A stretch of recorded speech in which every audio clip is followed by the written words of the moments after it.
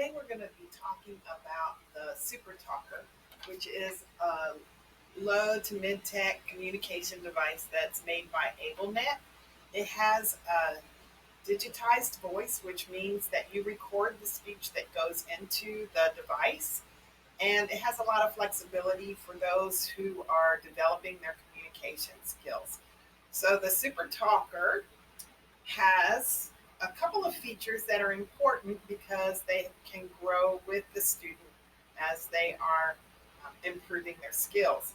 One is that it has this nice overlay grid and it can be flexible, so it's removable, and it can start with a single frame so that it could be one large button, and then you can also do three buttons, four buttons, or 10 buttons with the overlay grids that are available. And they just snap in, as you saw how easily I took them out. They just snap into the device so that you can use them on an interchangeable basis. So we're going to go through the anatomy of the device first. Go ahead and pop this back on while we're talking. There's a little lip here that locks it into place along with four hooks up there. You can see on the face of it is the volume. So we've got the volume going here. And then on the back frame, you have all these different switch interface,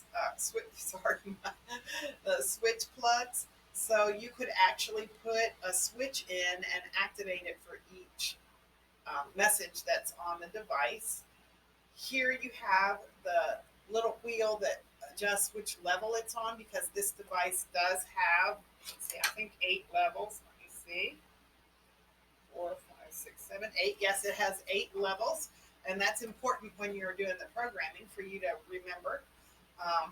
And then here's the record button and the power switch, and then this button here tells how many squares, how many buttons are available on each grid. So depending on the level, you can actually change the number of squares that are available, so that for some activities, a student might just have one message that they are doing, like a repeated line story, or for a reading center, they might have 4 or 8 buttons to be able to control that activity. So it will depend on what you're trying to achieve.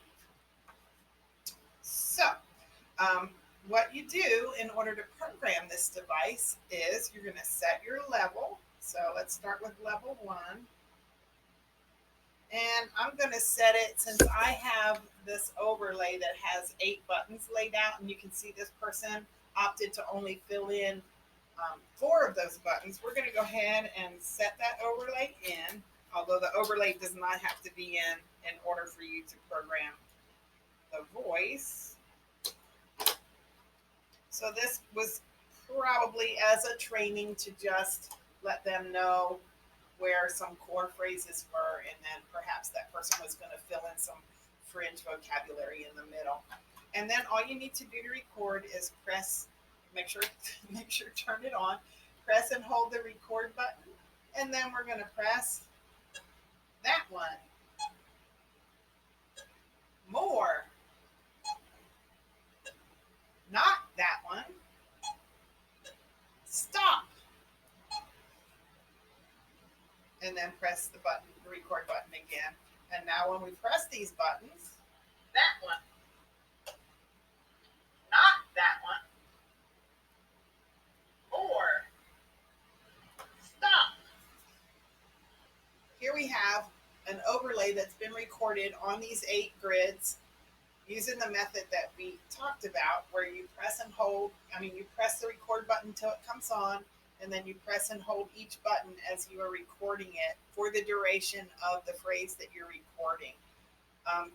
One thing neat about these overlays, these are created from a board maker template, and there's a place on them where you can write the level that you're using and the grid size that you use to make the recordings, and that helps you because you can store the grids in the back here There's a nice little compartment, and you can store your overlays right there, so you can have them available. Because it's hard to have a lot of vocabulary available, but some kids need to have more limited vocabulary, and having it stored in the device so that you can easily have access to it makes a big difference. So try this out for your students that have a need for some voice output when you're maybe trialing some things, trying to find out how they respond to voice output with their devices, trying to see how big of a button they need.